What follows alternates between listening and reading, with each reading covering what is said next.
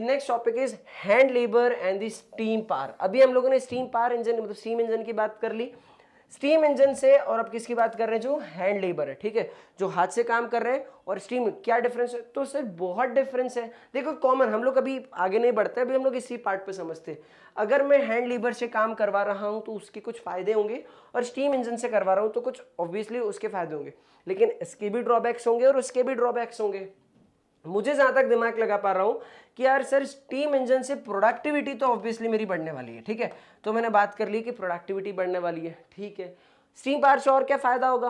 Productivity बढ़ जाएगी sir, efforts कम लगेंगे, वर्कर्स की रिक्वायरमेंट कम लगेगी, ठीक है, तो नाउ लेस वर्कर्स आर ये नीडेड, ठीक है, लेस वर्कर्स आर नीडेड, तो यानी एम्प्लॉयमेंट वाला सेक्टर एक कहीं ना कहीं ये प्रॉब्लमेटिक हो जाएगा। अरे हाँ यार सर, और बताता हूँ, लेस वर्क नहीं, लेस वर्कर्स लिख देते हम लोग ना, ताकि और समझ में आएगा। हैंड लेबर से क्या होगा फायदा? अगर हैंड लेबर से फायदा करूँ तो सर स्लो स्पीड मिलेगी, है ना, स्लो स्पीड मिलती है, ठीक है, लेकिन यहाँ पर वर्कर्स क्या होंगे? मोर वर्कर्स यहाँ पर मिलने वाले हैं, ठीक है, मोर वर्कर्स यहाँ पर मिलने वाले हैं, ठीक है, तो यहाँ पर सर एम्प्लॉयमेंट अच्छी हो जाएगी, ठीक है। और चीज़, जब मैं स्टीम पावर से या जब मशीन से काम करवा रहा हूँ तो जितना भी मेरा आउटपुट आएगा वो सेम होगा, मतलब यूनिफॉर्म आउटपुट देखने को मिलेगा, बिल्कुल सेम टू सेम। लेकिन यहाँ पर क्या होगा? यूनिफॉर्म सब एक जैसा होगा क्या आउटपुट? नहीं, कुछ ना कुछ चेंजेस देखने को मिलेगा, मतलब यहाँ पर यूनिफॉर्मिटी देखने को नहीं मिलेगी, यहाँ पर आपको कुछ ना कुछ चेंजेस देखने को मिलेंगे, या फिर मैं बोल दूँ उसको क्रिएटिविटी देखने को मिलेगी। क्लियर है? तो ये कुछ कॉमन और भी चीजें होंगी, जरा अपन डिस्कस करते हैं। मेरे हिसाब से मुझे लगता है कि ये चीजें होंगी, ठीक है। हैंड लेबर के आने के अपने कुछ फायदे होंगे, स्टीम पावर के अपने कुछ फायदे होंगे, और क्या क्या चीजें हैं अपन जरा डिटेल में देखते हैं। अच्छा तुम लोग बताओ, तुमको क्या लगता है, स्टीम पावर ज्यादा अच्छा होगा कि हैंड लेबर? ठीक है, कमेंट करके बताना भैया। बात करते हैं in the Victorian Britain. Victorian Britain मतलब वो जब क्वीन विक्टोरिया राज करती थी तो there was no shortage of human labour. मतलब क्या होता था, वहां पर अच्छे खासे ह्यूमंस थे, मतलब वहां की पॉपुलेशन अच्छी थी, ठीक है। तो जब ज्यादा पॉपुलेशन थी तो ऑब्वियस सी बात है वहां पर वर्कर्स आपको क्या मिलेंगे? ज्यादा मिलेंगे। तो सर बहुत अच्छी बात है सर, हैंड लेबर्स मेरे पास क्या होंगे? ज्यादा होंगे। तो जब ब्रिटेन की जब बात करें तो वहां पर हैंड लेबर्स का ज्यादा प्रमोशन होने लगा, ज्यादा यूज होने लग गया, ठीक है। पुअर पीजेंट्स एंड जो फुकट के आवारा लोग होते हैं ना, ये लोग क्या करने लग गए? ये सिटीज के अंदर काम करने लग गए। जैसे ही इनको पता चला कि यार भाई कुछ वहां पर जॉब है तो ये क्या वेंडर करने लगे, और कहाँ पहुंच गए? सिटी में। जो नॉर्मल घर पे काम, मतलब जो ऐसी कचरा बीनने का भी काम करते थे, उनको लगा कि यार नहीं मार्केट इंडस्ट्रीज आ रही है, वहां पर कुछ काम होगा तो वहां पर वर्कर्स की रिक्वायरमेंट होगी, ये कहाँ पहुंच जाते थे? इंडस्ट्रीज में जाने लग जाते थे। So industrialist had no problem of labour shortage. Clear है? कंट्री साइड से आप लोगों ने इजीली कहां पर पहुंच जाते हैं? विलेजेस से सिटी के अंदर, टाउन्स के अंदर, क्योंकि अब वहां पर क्या होने वाला है? वहां पर ऑब्वियस सी बात है वर्कर्स की वहां पर ज्यादा है, वहां पर इंडस्ट्रीज होगी, वहां पर प्रोडक्शन होगा, तो वहां पर आराम से वर्कर्स पहुंचते थे और वर्कर्स की शॉर्टेज देखने को नहीं मिलती थी, ठीक है। और उनको कोई ज्यादा पेमेंट का भी, मतलब वेजेस का भी कोई इतना ज्यादा लफड़ा नहीं होता था। They did not want to introduce machines. क्यों इंट्रोड्यूस नहीं करना चाहते थे? सबसे पहला पार्ट, अगर तुमसे एग्जाम में क्वेश्चन पूछ लिया जाए कि क्यों भैया इंडस्ट्रियलिस्ट लोग टाउन्स के अंदर इंडस्ट्रीज नहीं लगाना चाह रहे थे, तो इसलिए जो मर्चेंट्स थे वो इसलिए नहीं लगाना चाह रहे थे। क्यों? क्योंकि उनके पास लेबर की शॉर्टेज नहीं थी, वहां पर ह्यूज अमाउंट में लेबर मिल रहा था, प्लस कैपिटल भी कितना लगता था यहाँ पर? ज्यादा लगता था, ह्यूज इन्वेस्टमेंट लगता था, और इनका काम अभी भी लेबर से हो रहा है। भाई अगर मेरे को कहीं प्रॉब्लम आएगी ना तो मैं उसका सोल्यूशन सर्च करूंगा, गेटिंग मी ना। पर मेरे को प्रॉब्लम आ ही नहीं रही है तो मैं सॉल्यूशन क्यों ही ढूंढूं, क्यों अपग्रेड करूं? यहाँ पर मेरा काम अच्छे से चल रहा है और अपडेट कर रहा हूँ, अपग्रेड कर रहा हूँ, तो उसके अंदर भी बहुत ज्यादा कैपिटल लग रहा है, तो इतना इन्वेस्टमेंट करूँ ही क्यों जब मेरा नॉर्मली काम चल रहा है? तो इसीलिए जो मर्चेंट्स थे वो क्या कर रहे थे, इसमें काम करने के लिए, मतलब जो इंडस्ट्रीज थी उसमें मशीन्स को इंट्रोड्यूस करने के लिए बहुत सोच रहे थे, ठीक है। और उनकी इच्छा भी नहीं थी कि वो मशीन को लगाएं। In many industries the demand for labour was seasonal. Point देखो यहां पर एक चीज समझना, बहुत सारे टाइम पे क्या होता है, सीजनल वर्क भी होता है। तो जब सीजनल वर्क होगा तो मैं सीजनली लेबर को हायर कर लूंगा। जब जैसे मान लो हम लोग पतंग ले लेते हैं, ठीक है, काइट का बहुत अच्छा एग्जाम्पल, हम लोग संक्रांति आती है, संक्रांति में सब पतंग उड़ाते हैं, तो जब पतंग मैन्युफैक्चरिंग का काम, जो वो उसका धागा होता है, मांझा जिसको बोलते हैं हम लोग, तो उसका मांझा जो, तो ये भी क्या होता है आजकल पहले तो हैंड लेबर के थ्रू हो रहा था, ठीक है, बाद में मशीन्स आ गई, बट अभी भी मेजॉरिटी जो अच्छी क्वालिटी का हम लोग अगर मांझा देखते हैं तो उनको क्या पे देखने को मिलता है, वो लोग ये हैंड मेड ही होता है, ठीक है, उसके अंदर प्रॉपर कांच वाँच लगा के बेहतरीन पतंग आएगी, उड़ाते ही होंगे तुम लोग। पॉइंट ये है कि पतंग क्या साल भर उड़ाते हैं? नहीं उड़ाते ना साल भर। पतंग क्या होता है सर, जनवरी थोड़ा बहुत समय पे आता है, हम लोग उसमें पतंग उड़ाते हैं। तो यहां पर जो वर्कर्स होंगे उनकी डिमांड कब कब होगी? सिर्फ जनवरी पीरियड के अंदर, ये और चलो समझ लो दिसंबर से स्टार्ट करवा दूंगा थोड़े समय पहले, यानी 2-3 महीने तक ही मैं क्या करूंगा, इन वर्कर्स की यूज करूंगा, गेटिंग में। लेकिन अगर वही मैं मशीन से ले आता हूं तो मशीन मेरे पास साल भर में से मैं जब 3 महीने काम करवा रहा हूं तो 9 महीने तो मेरी मशीन फोकट ही वेस्ट रहेगी, उसकी स्टोरेज कॉस्ट मुझको देना पड़ेगी। और इतनी जब हैवी मशीन इंपोज कर दो, मतलब क्या, फिर 9 महीने कुछ काम नहीं करेगा, जब वापस काम स्टार्ट करूंगा फिर ABCD शुरू करना पड़ेगा, फिर उसको मेंटेन करना पड़ना, ऑयलिंग करवाना पड़ेगा। लेकिन यहाँ पर जो वर्कर्स हैं उनको क्या कोई ऑयलिंग कराना है, क्या करना है, क्या कुछ स्टोर करना है क्या, उनको नहीं करना है भाई। जैसे ही मेरे को रिक्वायरमेंट पड़ेगी वर्कर्स को बुला लूंगा कि चलो भाई आओ, उनको क्योंकि बोल रखा था कि 3 महीने ही काम है, उनको आऊँगा, काम करूँगा, जैसे ही उनका काम कंप्लीट होगा उनको उनकी वेजेस पे करूँगा, उनका काम खत्म, अब वो अपने जगह काम पे चलेंगे, मुझे मेंटेन करने की ज़रूरत नहीं पड़ेगी। तो ये एक बहुत कॉमन चीज़ वहाँ पर देखने को मिलती थी कि वहाँ पर सीजनल वर्क होता था। तो सीजनल वर्क के लिए जो इंडस्ट्रियलिस्ट थे तो वो रेडी नहीं थे भाई कि सीजनल वर्क चल रहा है तो मैं क्यों मशीन लेके आ रहा हूँ, ठीक है। Gas works and the was, अरे भाई ये क्या होता था, ये कोल्ड मंथ्स के अंदर यहाँ पर क्या होता था, जो ब्रेवरेजेस वाला काम होता था ये कोल्ड मंथ्स के अंदर बहुत बढ़िया चलता था। लेकिन भाई सॉरी, कोल्ड मंथ्स के अंदर ये शट डाउन रहता था, रियली सॉरी, ये क्या होता था यहाँ पर कोल्ड मंथ्स के अंदर ये शट डाउन रहता था। क्यों भाई, जब मुझे माइनिंग का काम करना है तो कोल्ड मंथ्स के अंदर तो क्या होगा भाई, इतनी तो बर्फ से ही पूरा जमा हुआ रहेगा, तो बर्फ से जमा होगा तो मेरा काम कैसे करूंगा। तो यहाँ पर शट डाउन रहता था। जो दूसरा समर सीजन आता था उसके अंदर मैं काम कर रहा था, तो विंटर सीजन में क्या कर देता था, इन वर्कर्स को छुट्टी दे देता था। पार्ट समझना कि अगर मैं ये हैवी मशीन्स लगाता हूँ तो ये सीजन देखती है क्या, नहीं, इसको तो मुझे कोल्ड सीजन के अंदर भी रख के ही रखना पड़ेगा ना। तो यही चीज़ उन्होंने बताई कि यहाँ पर सीजनल वर्क होता था और सीजनल वर्क के कारण सीजनल वर्कर्स को ही हायर किया जाता था। तो जो इंडस्ट्रियलिस्ट थे वो थोड़े अभी भी क्या थे, असमंजस में थे कि हम लोग करें या नहीं करें, और मेजॉरिटी तो इसके अगेंस्ट में ही थे, ठीक है। बुक बाइंडर्स एंड प्रिंटर्स, ये जो थे, ये जो बुक बाइंडर्स जो बुक की जो बाइंडिंग करते हैं, ये लोग क्या करते थे, इन लोगों को एक्स्ट्रा हैंड की रिक्वायरमेंट होती थी बिफोर दिसंबर। तो इनको क्या होता था, जब जैसे क्रिसमस आता था तो उस टाइम पे इन लोग को ज़्यादा पब्लिश करना रहता था, ज़्यादा बाइंडिंग करना था, तो ये लोग ज़्यादा इनको लेबर्स की रिक्वायरमेंट होती थी। पार्ट ये है कि अभी भी काम कैसे चल रहा है, कहीं पे ब्रेक हुआ है तो कहीं पे रिक्वायर्ड है, तो यहाँ पर मुझे मशीन्स की रिक्वायरमेंट नहीं है ना, मशीन्स लेकर आऊँगा तो समझ लो मुझे साल भर रोक के रखना पड़ेगा। पर वर्कर्स का सीन क्या है, जब रिक्वायरमेंट होगी तब उसे हायर करूंगा, वर्कर फ्री, वो उसको जिसका दो काम करना है वो करेगा। At the water front winter was the time that ships were repaired. इनको क्या किया जाता था, वाटर फ्रंट मतलब जब ट्रेडिंग हो रहा है तो शिप्स को भी क्या कर जाता था, विंटर टाइम पे क्या करता था, इनके पास डेंटिंग पेंटिंग होता था, इनको रिपेयर किया जाता था, ठीक है, बस सजाया जाता था इसको। तो यहाँ पर बहुत अच्छे से कामकाज चल रहा था, प्रॉपरली सीजन वाइज सीजन भी ये लोग बैलेंस अपना बना के चल रहे थे। In all such industries where production fluctuated with the season, industrialists usually preferred hand labor employing workforce for this season। तो हम लोग ये चीज पढ़ रहे हैं कि उस टाइम पे क्या करते थे, इंडस्ट्रियलिस्ट हैंड लेबर को ही प्रेफर करते थे। अ range of products could be produce only with the labour. अब ये देखो डिफरेंस पे आ गए हम लोग, ठीक है, कि क्या भैया मेरी बात समझना, जो हैंड लेबर है वो क्या करेगा सर, अभी हम लोगों ने लिखा था ना जब डिफरेंस के अंदर कि यहाँ पर क्रिएटिव होंगे वो लोग, डिफरेंशियल प्रोडक्ट्स होंगे, तो ये लोग different varieties of product, varieties देखने को मिलेगी जब मैं हैंड लेबर से काम करवा रहा हूँ।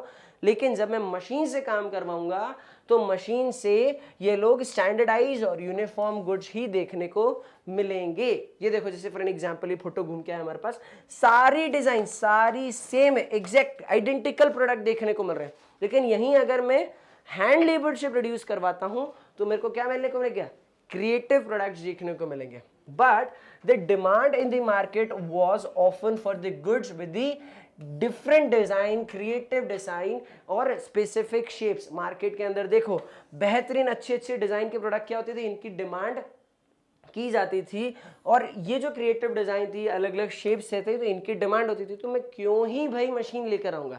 हम ये वो पार्ट पढ़ रहे हैं कि जो इंडस्ट्रियलिस्ट थे वो क्यों अगेंस्ट में थे मशीन को सेटअप कर करने के लिए।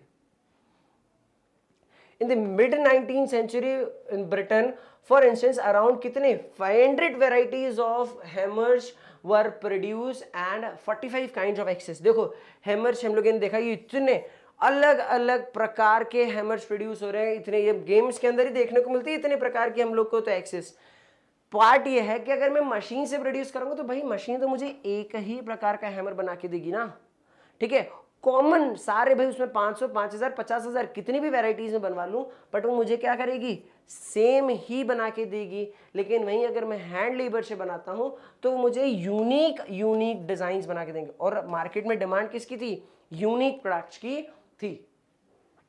इन the Victorian Britain the upper class, मतलब अब यहां पर समझना लोग जो हैं, ठीक है, मतलब अगर अपर क्लास और मिडिल क्लास की बात करता हूं या हाँ अपर क्लास और मिडिल क्लास, ये लोग क्या करते थे, ये लोग वही चीजें प्रेफर करते थे जो कि हैंडमेड हुआ करती थी। क्यों हैंडमेड, मतलब अभी ये समझो कि ये एक सोसाइटी के अंदर अब ना प्रेस्टीज की बात होगी कि यार भाई मैं हैंडमेड प्रोडक्ट यूज कर रहा हूँ।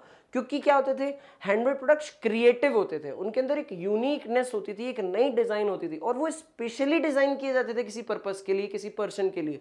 तो मार्केट में क्या होने लगा, अब लोग जो है वो ऑब्वियसली बात अट्रैक्ट होने लगे किसकी तरफ, जो हैंडमेड प्रोडक्ट्स हम लोग जिनकी बात करते हैं। Handmade products came to symbolise refinement and class. समझ में आ रहा है, ये क्लास को रिप्रेजेंट करने लगे थे। They were better finished, individually produce and carefully designed. ये क्या थे, ये अच्छे से प्रोड्यूस, मतलब प्रॉपरली किसी चीज में पता ना किसी स्पेसिफिक पर्पस को ध्यान रख के प्रॉपरली एकदम उस पर मुझको एग्जैक्टली मैं क्या करूंगा, उस पर प्रॉपर फिनिशिंग करूंगा और उसको केयरफुली क्या करूंगा, डिजाइन करूंगा। देखो व्यक्ति कितना शांति से बैठ के केयरफुली डिजाइन कर रहा है, पार्ट ये हो गई कि ये एक स्पेसिफिक, तो इस कारण से क्या होने लगा, इसकी मार्केट में डिमांड बहुत ज्यादा बढ़ने लगे।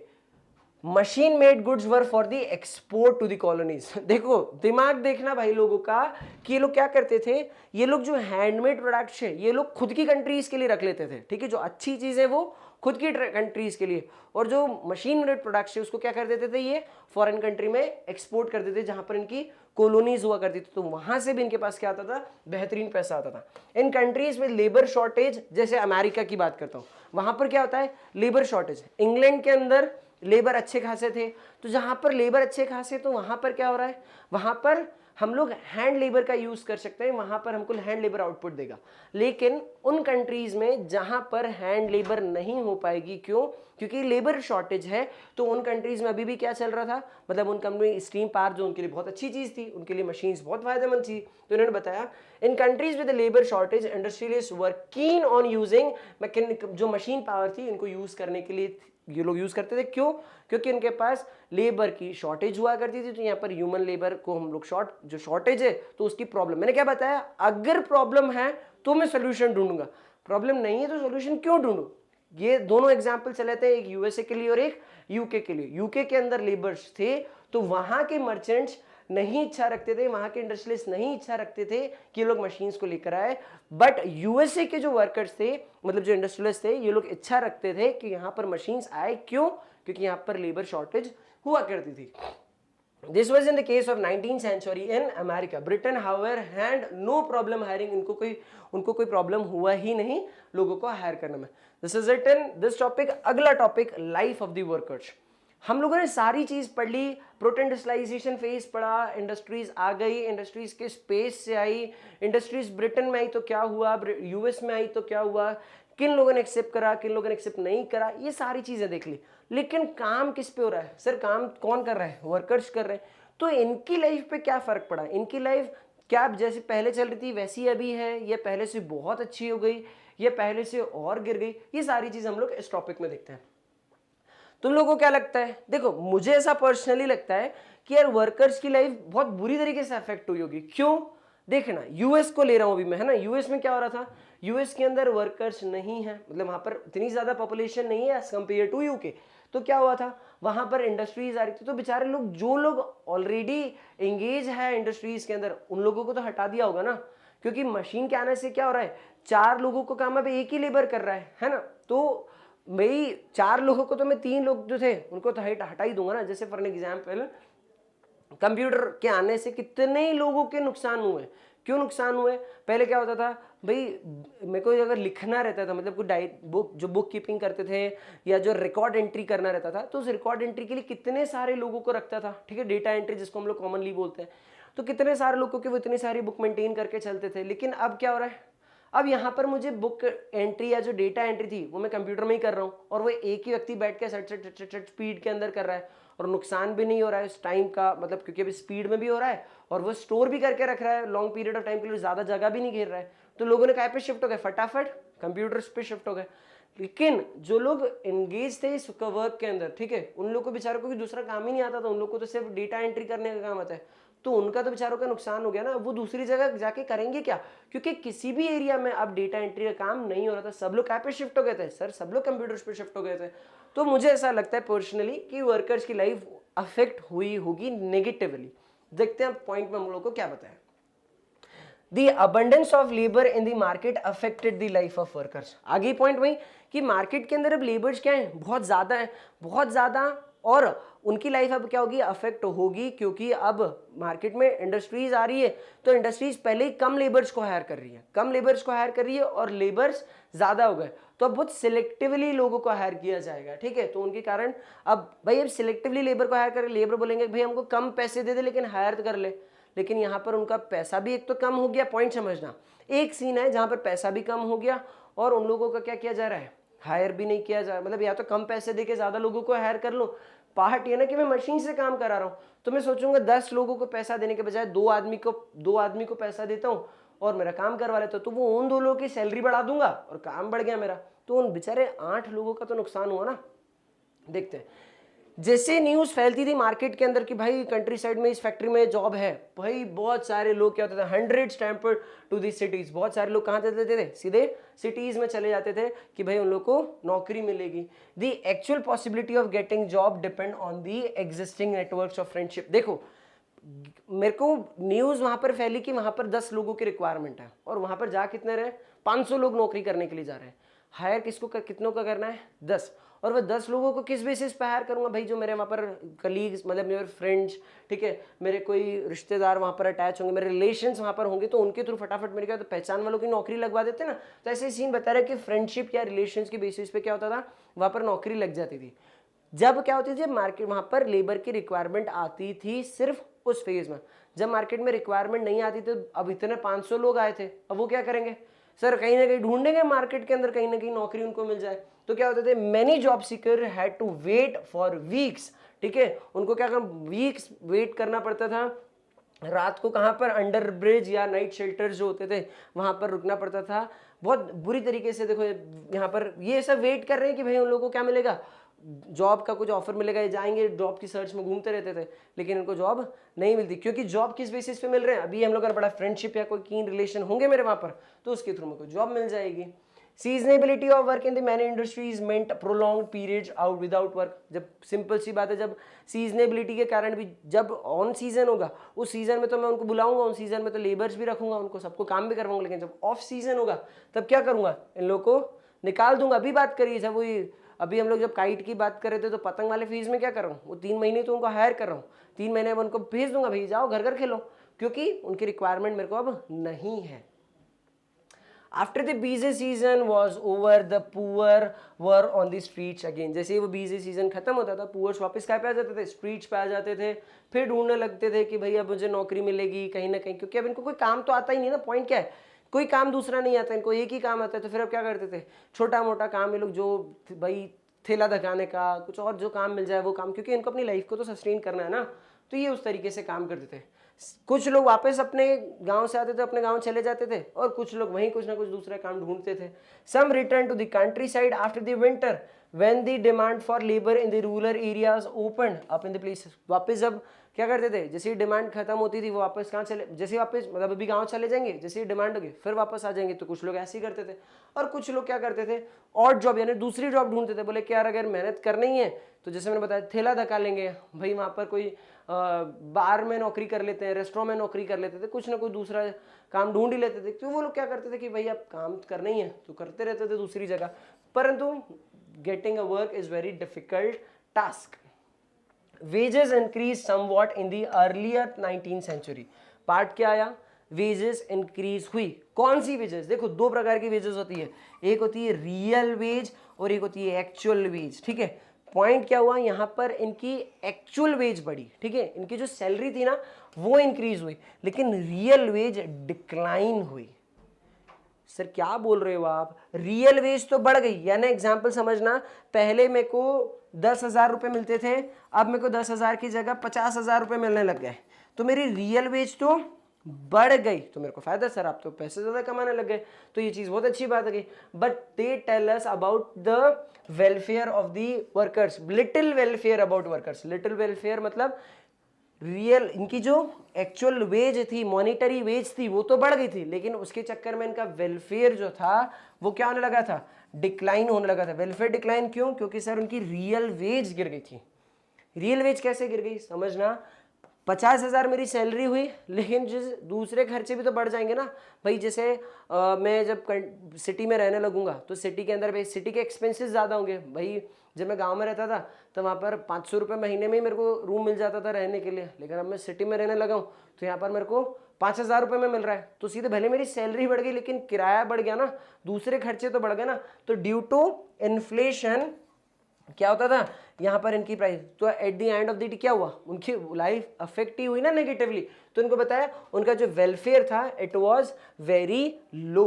आगे बात करते हैं, the average figures hide the variations between the trades and the fluctuation from year to year. जो इनके जो उन्होंने बताया कि जो एवरेज फिगर है ये हमको बताया नहीं रहते, ये वेरी करते थे हर साल अलग अलग तरीके से। Moreover, the income of workers depend not only on the wage rate alone। उनकी उनकी उन्होंने बताया जो इनकम थी वो सिर्फ वेज रेट पे डिपेंड नहीं करती थी, और भी दूसरे फैक्टर्स हुआ करते थे। At the best of the time till mid 19th century, जब बेस्ट टाइम चल रहा था, सब लोग अच्छे से कमा रहे थे, बहुत बेहतरीन डेवलपमेंट चल रहा था, वहां पर भी 10% ऑफ अर्बन जो पॉपुलेशन थी वो एक्सट्रीमली पुअर थी। मतलब अभी भी पार्टी वहां पर देखने को मिल रही है। 10% भाई, बहुत एकदम बेस्ट टाइम चल रहा है, पीक पे है इकोनॉमी, फिर भी 10% लोग क्या है अभी भी अर्बन पॉपुलेशन के एक्सट्रीमली पुअर हैं। अब समझो जब पीक टाइम पे 10% लोग पुअर हैं, तो जब ऑलरेडी बेकार टाइम चल रहा होगा, मीन टाइम चल रहा होगा, वहां तो लोगों की लगी जाएगी ना। तो उन्होंने ये बताया कि जब इकोनॉमिक स्लम्प होता था, जैसे 1830 में देखने को मिला, तो वहां पर क्या होता था, अनएम्प्लॉयमेंट भयंकर लेवल पे ग्रो होती थी, और यहाँ पर कुछ 35 से 75% मतलब इतना वेरिएशन हमको देखने को मिल जाता था अनएम्प्लॉयमेंट का। तो ये कितना नेगेटिव पार्ट है समझो। अनएम्प्लॉयमेंट देखो भाई, मेरी जो एम्प्लॉयमेंट है, मुझे जो सैलरी मिलती है, मेरी सैलरी कब मिलेगी, जब मैं एम्प्लॉयड रहूंगा। तो जब एम्प्लॉयड रहूंगा तब मेरे को इनकम मिलेगी, जब मेरे को इनकम होगी, जब मेरे पास पैसे आएंगे, तब मैं क्या करूंगा, सब तरह मैं एक्सपेंस करूंगा। बात यहाँ पर क्या हो गई, और एक्सपेंस करूंगा तो भाई ऑब्वियसली बात मैं अच्छी लाइफ दूंगा, वेलफेयर होगा मेरा। लेकिन अब मेरी क्या हो रही, जो एम्प्लॉयमेंट हो रही है वो क्या हो गई, धड़ाम गिर गई, एम्प्लॉयमेंट गिर गई, तो क्या होगा, ऑब्वियसली बात है मेरी इनकम भी गिरेगी, और इनकम भी गिरेगी तो ऑब्वियसली बात है मेरे जो एक्सपेंसेस हैं वो भी कम होंगे, तो मेरा वेलफेयर कम होगा। तो ये क्या देख रहे हैं हम लोग, मैंने स्टार्टिंग में बोला था, मुझे ऐसा लगता है कि कहीं ना कहीं जो मशीन से स्टीम पावर आने से लेबर्स की लाइफ नेगेटिवली अफेक्ट हुई होगी। तो यहाँ पर भी हमको वही देखने को मिल रहा है कि एम्प्लॉय जो लेबर्स हैं उनकी लाइफ नेगेटिवली अफेक्ट हो रही है। और उसके हमने सीरीज में बहुत सारे क्या करे, हम लोगों ने केसेस देखे हैं कि किन किन कारण से वहाँ पर लेबर की लाइफ नेगेटिवली अफेक्ट हो रही है। So with the help of introduction of a new technology, the life of worker is still decline, या the life of workers is still under still under क्या बोलूंगा उनको, एक अंडर प्रॉब्लम थी, ठीक है, एक अंडर डिलेमा थी कि भाई उनकी लाइफ कैसी चल रही है, उनके अलग कहीं ना कहीं नुकसान देखने को मिल रहा था, ठीक है। When the spinning jenny was introduced in the woolen industries, women who survived on the hand spinning began attacking the new machines। अब सोचो कितनी बच्चों वाली बात हुई, लेकिन स्टिल वहां पर हुआ। जब स्पिनिंग जेनी आई, ठीक है, स्पिनिंग जेनी के आने से क्या होने लगा, आने से क्या हुआ भाई, मैं स्पिनिंग जेनी जैसे ही आया वो एक साथ काम करने लगा ना, एक साथ ज्यादा काम कैसे करने लगा भाई। पहले मेरे को क्या करना पड़ता था, जैसे उन्होंने बताया कि जो हैंड स्पिनिंग पे भी डिपेंड करते थे, तो उनको एक पहले काम कंप्लीट होता था, फिर वो दूसरे उनको डाइंग कलरिंग पर अलग अलग प्रोसेस होती थी। बट लेकिन जैसे ही स्पिनिंग जेनी आया तो अब क्या होने लगा, मैं एक के काम भी उसको क्लियर, उसको जो मेरा धागा है वो प्रॉपर बुनता भी जाता था, प्रॉपर काम भी होते जाते थे। तो इसके चक्कर में क्या हुआ, जो वुमेन्स डिपेंडेंट थी हैंड स्पिनर्स पे, ठीक है, जब हम लोगों ने पढ़ा था ना, वो दादी माँ जो करती जनरली वुलन इंडस्ट्रीज के अंदर हमको स्वेटर्स बना के दें, तो वो जो लोग उन पे डिपेंडेंट थे वो लोग क्या करने लगे, उन वुमेन्स ने क्या करने लगा, उनको क्या लगा कि गलती किसकी है, मशीन की। मशीन के आने के कारण हम एम्प्लॉयड हुए, हमारा नुकसान हुआ, तो उन्होंने मशीन को अटैक करना स्टार्ट करा, जैसे कोई बेनिफिट नहीं मिला। जैसे बता रहा था ना, ये स्पिनिंग जेनी और ये जो हैंड स्पिनर्स, तो अब इसके चक्कर में क्या हो गया, जो वुमेन्स जो बेचारे इनके ऊपर डिपेंडेंट थे, अब उन्होंने किसको गलत ठहराया, स्पिनिंग जेनी को, और इसके ऊपर अटैक करना स्टार्ट कर दिया। This conflict over the introduction of the जेन्यू canteen, भाई ये जैसे क्या हो, लेकिन ये कुछ कम कॉन्फ्लिक्ट तो चलता ही रहा, लेकिन spinning jenny long period of time तक सर्वाइव करा। कब तक सर्वाइव करा, क्योंकि भाई अब मेरी बात समझना ना, मतलब वो तो लॉन्ग पीरियड ऑफ टाइम तक स्पिनिंग जेनी सर्वाइव करा, लेकिन ये कॉन्फ्लिक्ट कब तक चल रहा है भाई, जब तक उन वुमेन्स को या जो लोग उस पर डिपेंडेंट हैं उनको दूसरा जॉब नहीं मिलता है। बट इसको एक रिलैक्सेशन प्रोवाइड करा किसने, जब नई अपॉर्चुनिटी मार्केट में देखने को मिली। वो नई अपॉर्चुनिटीज कब आई, आफ्टर 1840s में, जब कंस्ट्रक्शन वर्क स्टार्ट हुआ।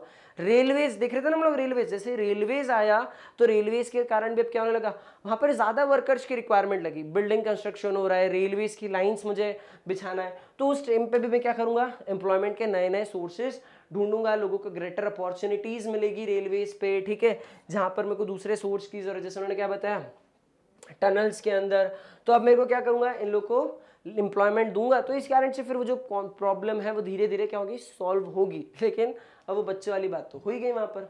The number of workers employed in the transport industries doubled in the 1840s। देखो 1840s में ट्रांसपोर्ट इंडस्ट्री क्योंकि ग्रो हो रही थी, तो ट्रांसपोर्ट इंडस्ट्री के अंदर भी वर्कर्स क्या हो गए, डबल हो गए, और ये अगले 30 साल तक वहां पर अच्छे से वहां पर परफॉर्म करें। तो वहां पर एक प्रॉब्लम जो एम्प्लॉयमेंट वाली थी वो धीरे धीरे कम हो रही थी, वहां का इनको एक बेनिफिट देखने को मिला।